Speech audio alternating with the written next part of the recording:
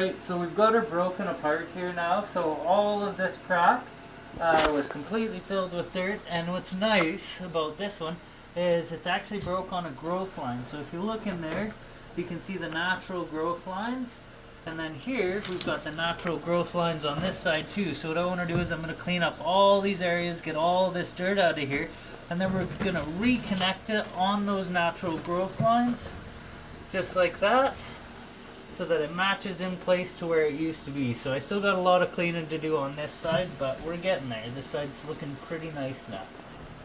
So once I get that done, I will essentially, get this guy all placed back in there, and we will have one coherent, gorgeous fossil. All of these are back together now and in the right place. So you've got very small little gaps, everything like that, and we'll have a big, beautiful blazer here. So now the other thing is the color along this crack might be a little less vibrant, just because it's a bit more oxidized, so more oxygen was able to get in there. As we move away from the cracks, you get the really nice reds showing up on these, so it's going to be a beautiful fossil. Alright, so now that I've got this all cleaned out, I can take and I can rejoin this section back onto this section with all the sutures lining up. So it should kind of click into place. You'll hear a little click, and that'll be as close together as it can go. So let's start with this front side here. There we go. Oh, there we go. So just like that, you heard that click. Now we're all tight. We're back together following all those same suture lines. And we've got this one beautiful coherent fossil. So now I'll take and I'll end up filling up all this. I'll put in some glue, and I'll use some of this dirt that came from the fossil to actually refill that to hold it all together, and then we'll be able to start polishing this down and see if we've got that nice red blazer color. Sometimes they're a little brown, but no matter what, it's still going to be a gorgeous fossil. So we'll get this all sorted out, glued back up, and then we can start working on the other side again.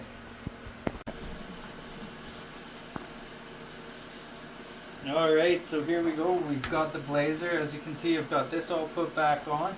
Now I'm just going to start the sanding process. So we've got this sanded down. I'm working my way over this way. And this is about the base layer of color. So I don't want to sand any further than that, or you'll burn through the natural gem. And this is actually looking really good from where it's at. This would be a very nice fossil. Good blazer. Pretty happy with how it's turned out so far. And gotta run and grab some more sandpaper because we're running low. So while I do that, Kat will keep working on hers. She's got a really nice one on the go. The other side is stunning. Yeah, we'll keep on keeping on, and we've almost got another set ready here. So we'll have another 5 to 10 ready within the next few days here. Alright, so we have this big guy coming out. He's really cool, so he's got actually a drop right here, but this is still the shell. So as I go down, it's still shell under there. So hopefully it turns out nice. We're going to see. This is a nice big one. So really hoping we get that beautiful cherry red on this one. And I'll show you where we're at the end of the day.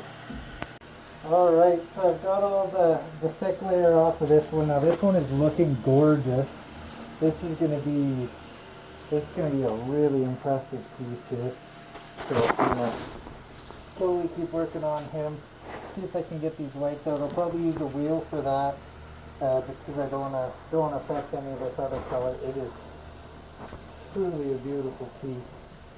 And then I'll get this section put back on here. We've got it stashed over in the corner there. But I'm going to give this guy a flip over, start working on the other side, and hopefully the other side is somewhat nice, because this is phenomenal for such a huge piece. This is gorgeous. We shall see what the other side has to offer. Alright, so this is what we've got on the other side. We've got most of that ironstone layer off that was on here. This is a gorgeous fossil. So I'm not sure if you can see it. If you want to come over this way, it's an absolute stunner.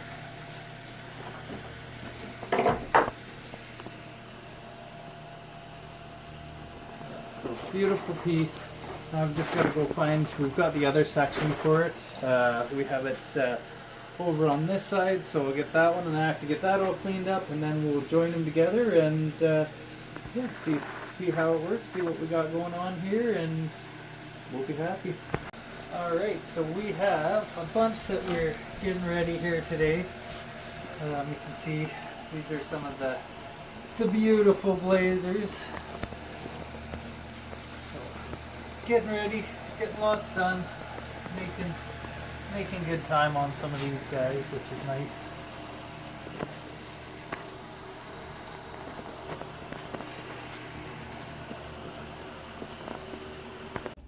Alright, so I've got my super secret mix in here, so this is what we're using to stabilize.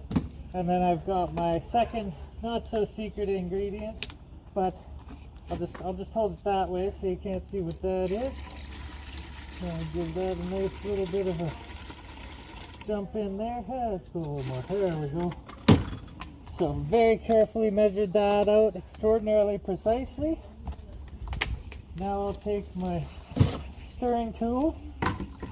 Give this a little bit of a stir.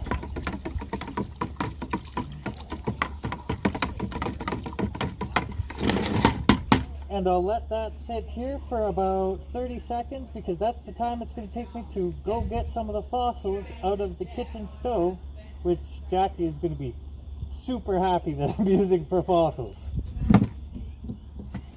Now I'm going to take my slightly warmed fossil, place it into this here bucket, and then I'm going to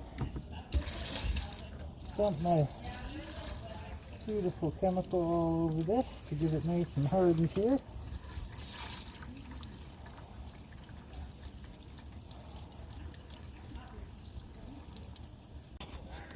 Now that I've got this guy all nice and soaked up, I've made sure it stopped bubbling. So there's still a couple little bubbles popping out, but that means it's infused in there, so you see all those. We want it to be, essentially most of the bubbles to be gone. I'll set it over on my tray here, and then we will go and we will grab our next fossil to stabilize. Alright, so here we go. We've got this beautiful little guy here, nice and heated up. Get him in the mix. Oh yeah, there we go. He fits perfectly in there.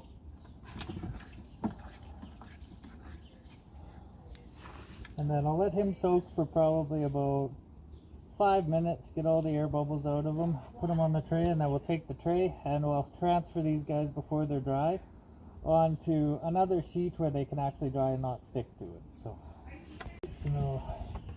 get this guy pulled out of here. This one's going to be a beauty, so he's got some gorgeous color to him and perfect shape, so you can see the shape a little better from this side. But back over on our drying tray. I'll set this guy in here. That's the tip of that other one. He just needs a quick soak. Shouldn't take long. And then we got this little guy here.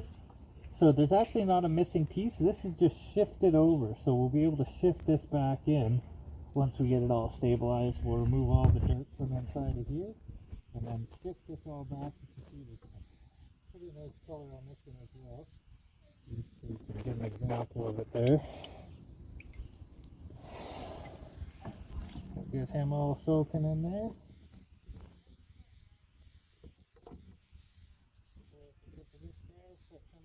His counterpart here.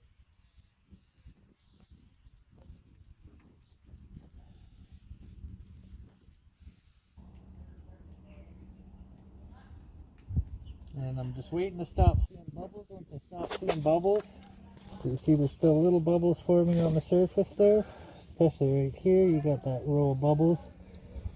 Once those bubbles stop, I'll pull them out. I'll know that everything is kind of soaked in, and then so sometimes you have one of those days where you pick up a fossil and it decides to break into a gazillion pieces, but that's okay because I'm going to put it all back together and it's going to be a lot stronger than it was before. Alright, so it's taken a long time to get where I'm at. This is one of those fossils you have to go so slowly with because the gem, you can hear, is kind of hollow. I don't know if you can hear me tapping, but it's kind of hollow. But when you're taking your time, look at that.